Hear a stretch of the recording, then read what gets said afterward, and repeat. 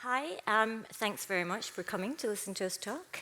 So this is Access Denied, the high-stakes fight for a level playing field in Europe and beyond. So I have with me Caroline Farberger, who is partner and chairwoman at Wellstreet. Also Marieke Gehres, who is an early-stage investor at Earlybird. And we also have Nora Bavey, who is general partner at Unconventional Ventures. Welcome, ladies. So I want to just start off. Can everyone just give a little introduction to who you are and what the company does, please? Yeah, I'm Caroline, partner and chairwoman of Wellstreet. We're a seed stage tech investor based in Sweden, and we focus mainly on the Nordic sector. We're agnostic across sectors, but a very low level size of tickets and companies to get the founders very early. I've been there for a year and have a very personal perspective on diversity, given the fact that I spent my first 50 years of my life as a white straight male and then 5 years as who I am now, which gives me a very humbling experience when approaching other diverse founders. And we're extremely focused on getting as much diversity as we can across a founder base and within our own venture capital company also. Okay, thank you. Marieke? Very cool, great to be here. My name is Marieke. I'm part of the investment team at Earlybird, and Earlybird is a pan-European early-stage fund, and we were actually one of the first ones that was founded before the dot-com bubble and actually also survived it after all. We can proudly say that we've been investing for the last 26 years into super ambitious founders and technologies. Today we're located in Germany, UK, and France actually have around 2 billion euros assets under management and already invest out of our 7th fund generation. Okay. And Nora? I'm just kidding. So I'm the general partner of Unconventional Ventures. Sadly, Europe's first impact fund with a diversity lens. We focus on Europe with a majority in the Nordics, pre-seed and seed, impact at the core. And when we talk about diverse founders, we mean diverse founding teams or founders identifying as women, people of color, LGBTQ+, and/or immigrants. And we truly believe that in order for us to solve some of the biggest challenges of our time, we need more perspectives and we need it fast. Okay, so obviously everyone here is from VC, so this is going to be centering around VC. First of all, I don't want to just dive in there because we know that this is going to be quite a negative conversation in some areas, but I want to take the positives. So over the last couple of years, have you seen any positive changes that we've been doing in diversity in VC? I mean, if you look at the share of articles in media that talk about this topic, yes, it is a positive change. It's been talked about a lot. And yes, it's been talked about within the firms also.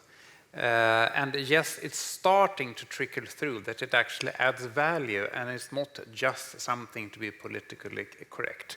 That are the positive signs, but we need to move much, much faster. Okay, we'll get to that. What about yourself, Marieke? Seen anything good out there lately? Yeah, I think I would actually underline that. I mean, the good thing is we are here on this stage, and basically on every occasion you go, we always have this topic on stage and also looking at an audience that seems to be pretty diverse. So not only same people listening to the topic, but actually everyone knows about it and want to talk about it. But yeah, I think talking is not enough, but we actually need actions. So looking at the numbers, we actually see that the talking is not enough and the numbers don't really change, to be honest, on VC side, but also where the funding is actually going to. There's still a lot to do. Yes. Nora, you are part of this change as well, aren't you? So do you want to share some positive news, please? Well, I wouldn't be here. Well, I think that's part of it. I sometimes forget, and I have to remind myself that I wouldn't be here if it wasn't in fact changing, right? But the problem is, the only reason I'm here is because the current industry wasn't even investing in the kind of founders that I represent, because I'm a founder turned venture capitalist. Barely knew what a venture capitalist was, I might add.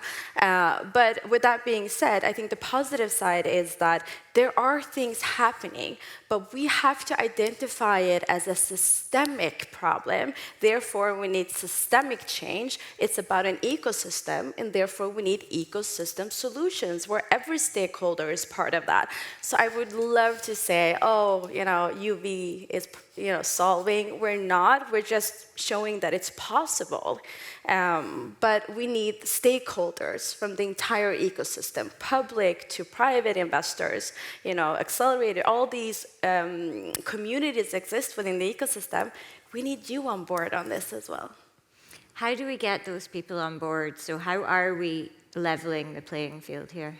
I mean, luckily, we start seeing movements in the investor area. For example, with the SFDR regulation, we have now legislative pressure on supporting ESG and in Article 8 and Article 9 funds. And within those funds, you have these principal adverse impacts where you need to report on gender balance.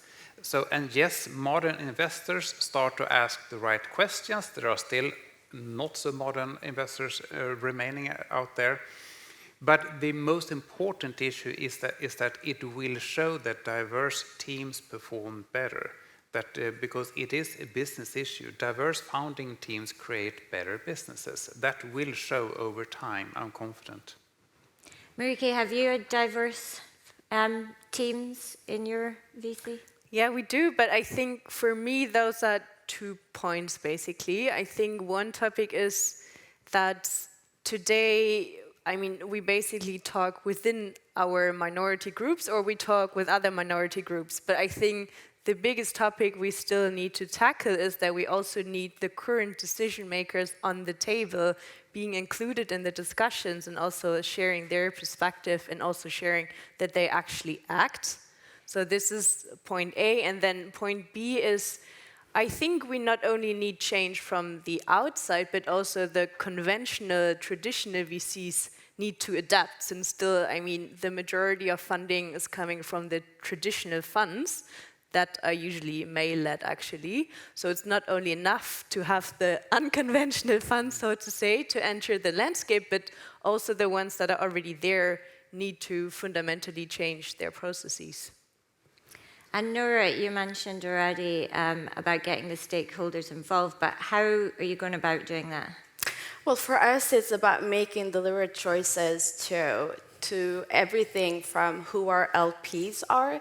Can we make sure that we have representation from the ecosystem? Because they're part of the storytelling as well. Like, we are data-driven. Everyone knows about the data.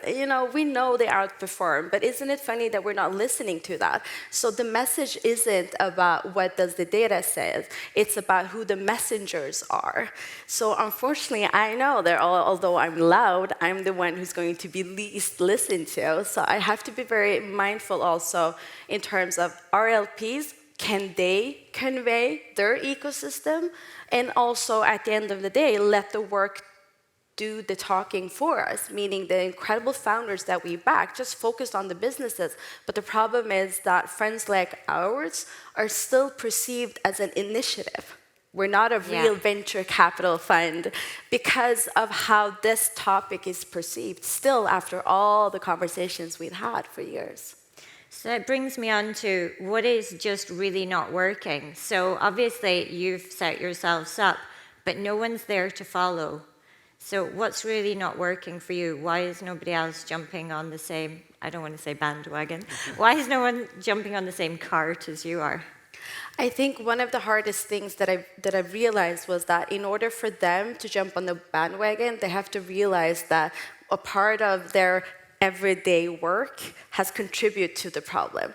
So if you know that you've been contributing to the problem and haven't made much efforts to contribute to the solutions, it's like you feel like there's a whole mountain to overcome before you can get to that step.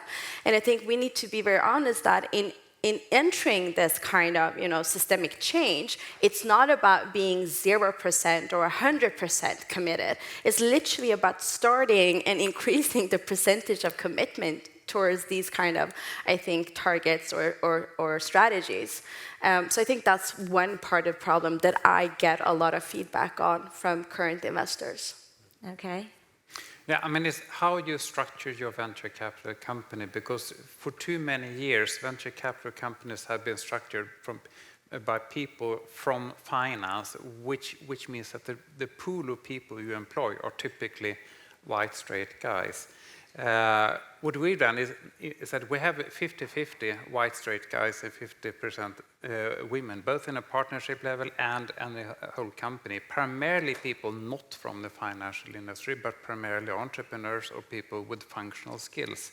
Because it's only when you have people with diverse background at the decision-making table, you can actually start to appreciate the diversity. Otherwise, you will just see it as a tick-off box, because most of the biases and norms are unconscious in the industry. There are very few people out there who, I believe, truly do not believe in the value of diversity, but they are just unconsciously favoring people like themselves.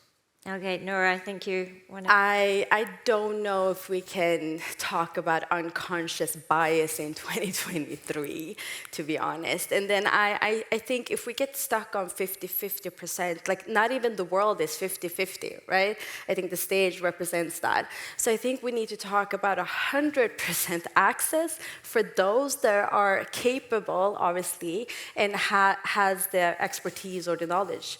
And that's a problem, because we don't have 100% access, all of us. So, I mean, it's great to measure, but one thing that I'm fearing being part of Europe and even Nordics, that's perceived as one of the most gender equal regions in the world, we're actually lagging behind, way behind European numbers, is that we also have to acknowledge what does diversity mean, right? And when we talk about men and women, we miss out on intersectionality. So we're getting a lot of white diversity right now, and that is also a red flag. Okay. Marieke, you touched on something earlier about us all sticking into the same group. How do you feel about this? Actually, I would also like to underline a topic Nora was just talking about, the problem that today we still see the unconventional funds, so to say, as initiatives were basically just some kind of support groups. And I just read like a super interesting report yesterday from HBS, and they basically studied how does the follow-on financing look for female-led ventures that just had female-led VCs in their previous rounds. And actually the result was very, very negative, since they actually struggled then with follow-on financing, since the growth investors seemed like, okay, they just got their early stage funding out of sympathy, so to say, for a nice initiative. How cute. And I mean, that's really ridiculous that even now this movement is not even changing, since then, again, in the growth funds, we have, again, the really traditional funds that don't really understand the problem and what's needed. And So is there anything that like women minority founders can be doing to help themselves more, like to be support? And I know that that's probably, you're going, why are you asking that? But is there anything that they can be doing more to try and, I don't know, knock down those doors? I have a strong opinion about that, and you should not burden a minority to speak for themselves. If you belong to a majority, the norm in whatever society you live in, you have an obligation to use that privilege to help level the playing field. You should not burden the minorities of fight for themselves. Okay, so you're asking everybody else to fight for them. We as venture capitalists, regardless of whether we have the obligation to see the entire country or the entire playing field as a potential source for entrepreneurs. We should not burden the minorities to say we need to be yellow or need to sort of be more activistic. It's our obligation as venture capitalists and capital providers to find them. Okay. How do you feel? Oh, Nora. No. I'll jump wait, in there. but I'm ready. No, jump in, please do. No, I think so. And this is also speaking from a founder hat and a VC hat, right? Because I was fundraising for almost a year, didn't get a single investor. Then I went to the US, 6 out of 6 invested of the meetings that I had. So it really told me an interesting story. So I think women and minorities, underrepresented founders, we're spending too much time in the same arenas as others that are not built for us. And by default, we're spending too much time, effort, and money on the wrong things or the wrong people. So I would really urge you to do more of your due diligence and own that power that you have at the end of the day. The power is your customers. Don't forget that. It's not the investors. It's not the branding of the investor that you're onboarding. It's your customer. So if you would spend more time on your business and then also identify investors in terms of, okay, what experience do they have with unrepresented founders or female founders or minority founders? How have their track record look like? What ecosystem are they part of? And start with that and end up with the conventional arena, I would say. Marieke, have you got a point on this? Yeah, I think one super important point is to also support ourselves within our group, right? I mean, even within female groups, so to say, you sometimes feel like even they are not even supporting themselves. So maybe start with this to be like powerful within your group and then, spread the power, so to say. Okay, we only have a couple of minutes left, so I'm just going to go through the panel. I'd like you to say something like, just give one message to the audience that hopefully next year, I mean, I'd love to be sitting on this stage with you again, but it'd be so great if we could change the conversation at some stage. So what is your advice to anyone sitting in the room at the moment? I mean, yes, I underline your point. We, as whoever belongs to a minority group, we could be much better in supporting one another and be stronger together.